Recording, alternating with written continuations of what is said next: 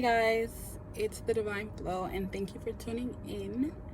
So today I want to talk about a topic that's really been on my heart for some time now. But before we start off, I actually want to start off with my Ask Flow segment. So I did get some questions, so I'm gonna just pull out one. This one says, not sure to how I became the bad guy because I no longer want to be the only one putting effort into a friendship. I went on to do other things, but I am the bad guy. So first, no, you're not the bad guy.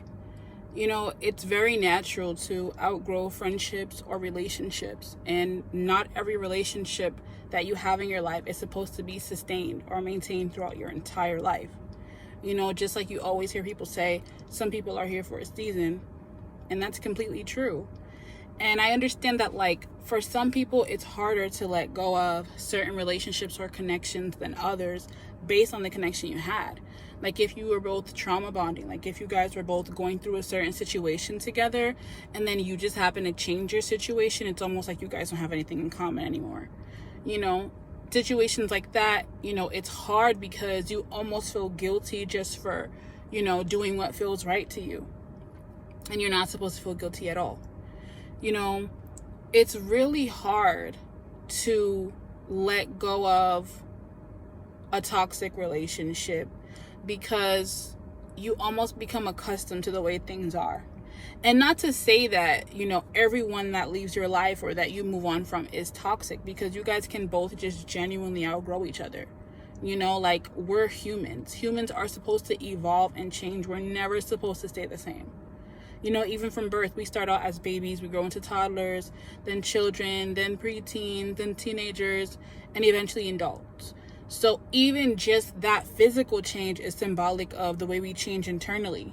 The things that we like, the things that appeal to us, the way that we think about things or perceive things, the people that we have in our environment, all of those things are supposed to change continuously.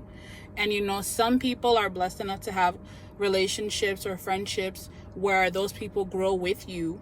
They grow in the same direction as you, or they grow at the same pace as you, versus others where you just tend to grow apart or grow in different directions, and there's no animosity there. You just happen to want to do something differently because that friendship just doesn't resonate with you anymore.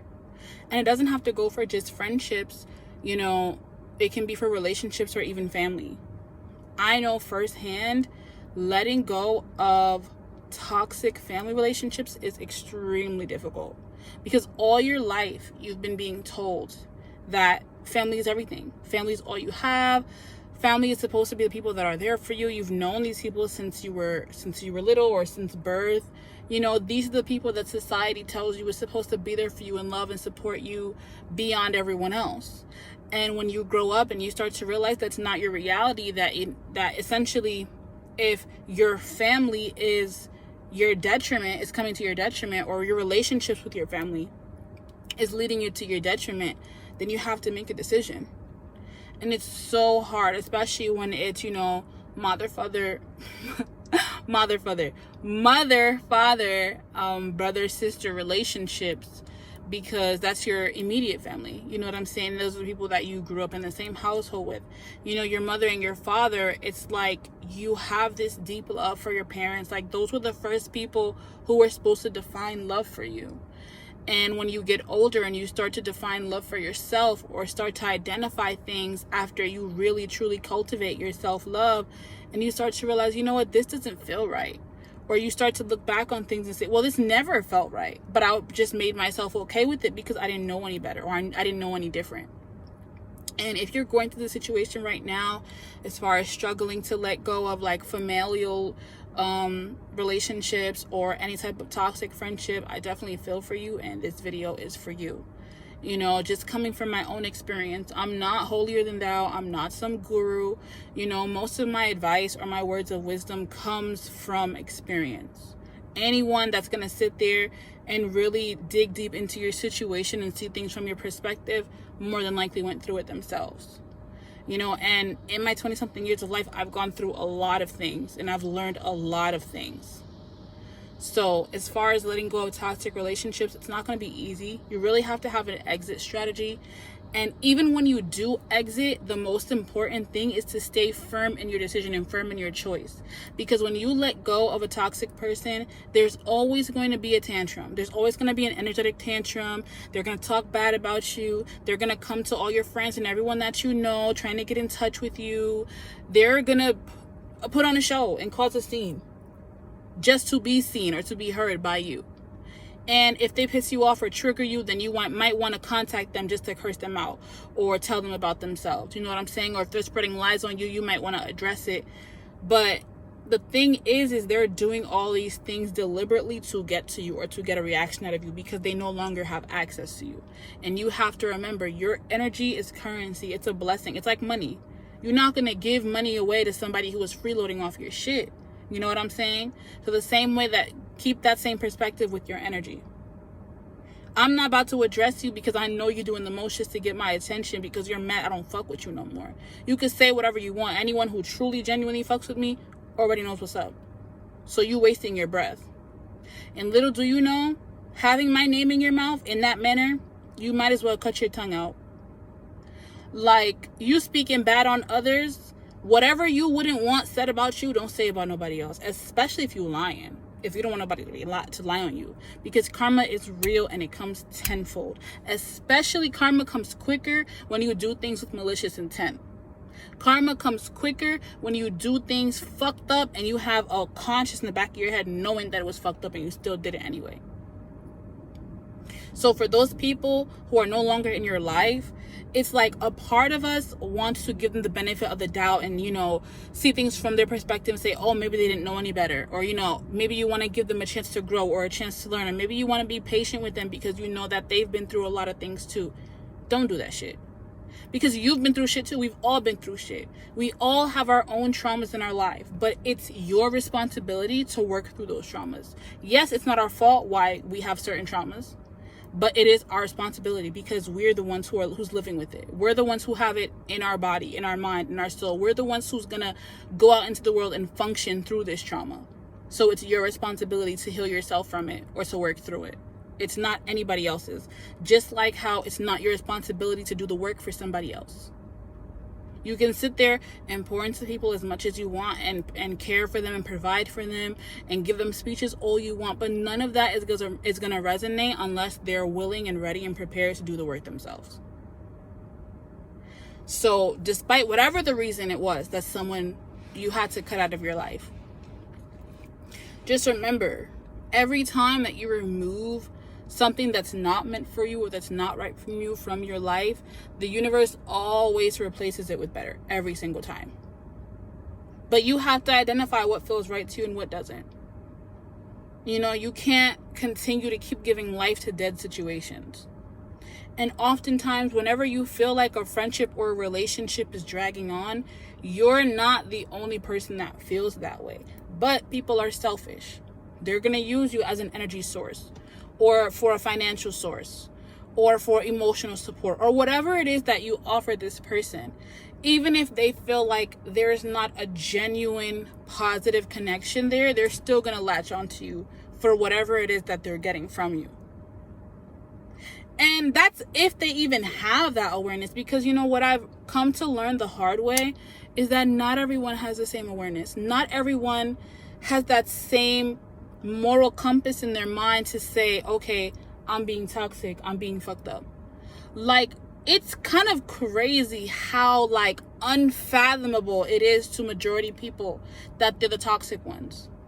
Like, some people can never truly understand the idea that they may have been the toxic person in some situations.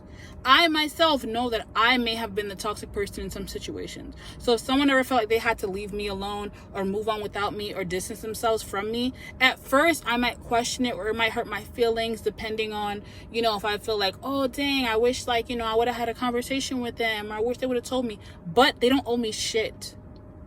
People don't owe you shit. They don't owe you an explanation. So just get used to the idea of understanding that you're not an angel. That victim mode shit that some people be doing is really a detriment. And if you know somebody like that, it just makes it so hard, again, to like let them go, because it's like, damn, like you don't want to be the bad guy, or you know all these people have hurt them in their lives, or even if you feel like they weren't even the person that was right in a majority of these situations, but you just know their mindset and you know the way they perceive things, it's like you almost have to prepare yourself to be the villain in their story now, because just like how they come to you and complain about everybody, as soon as you leave they have to fuck alone, they about to come to everybody else that they talk to you about and complain about you. And I mean, it's like, it's really annoying and it's draining, but it's not as draining as if you were to still be in that situation with that person listening to them complain. I'd rather be the person that a toxic ass victim mindset person is complaining about than to be the person that a toxic ass victim mindset person is complaining to. I'd rather be the person you're talking about than the person you're talking to. I don't want you in my space. I don't want you pouring that poison into my ear and my mind. I don't want you siphoning off my energy to heal from shit that you don't even have the nerve or the guts to do for yourself. I don't want that in my life. And depending on the title somebody has in your life, it does get, more difficult. Especially based off of history too, you know what I'm saying? Like, there's different exit strategies, whether you just block somebody and move on and just cut them off from contact, but if it's someone you've known for years that knows your entire family, that's not going to be easy, because then that person's going to go to everyone you know and everyone that you care about. Sometimes you have to let things die down. Sometimes you have to just tell somebody straightforward, like, look, we're just going in different directions and I really feel like it'll be best for us if we just keep our distance, but I wish you the best. It's never going to be easy. There's no perfect line that you can say to somebody to get them to accept peacefully that you don't want to be a part of their lives anymore, especially if it's a codependent relationship or a toxic person. And again, not everyone that you cut out of your life is toxic. Some people you really have love for. Some people are really genuinely good people. Some people who never did you wrong, who always had your best intention, but you're just not in the same place anymore. And you're not vibrationally in the same place. They're just not in the same frequency as you. And that's okay. That happens too. That's not something to beat yourself up over. Because think, the longer that you have people in your life who don't belong there, the further and further you are to yourself and to your true self and to your higher self. You always want to honor yourself first and honor your higher self, because that's what you're always going to want to stay in alignment with. I really just want to leave this here. I didn't want to make this like a super, super long video. But yeah, just to close off with the question that was asked, no, you're not the bad guy. You are not the bad guy. And kudos to you. Congratulations for, moving on from that friendship and moving on to do other things. And I think just the fact that you're questioning yourself and questioning if you did do something wrong just kind of lets me know that you are, someone with a genuine mindset, which is rare. If you move on from someone, sometimes it's easy to not give a fuck if the person just be pissing you off and doing too much. Yeah. But there are those certain times also we feel guilty, or we think twice about it or 3 times about it, and we just feel like, damn, like I wish it didn't have to go that way. But if you're watching this right now and you can relate, leave me a comment. Thank you so much for watching. I appreciate you. And stay tuned for the next video.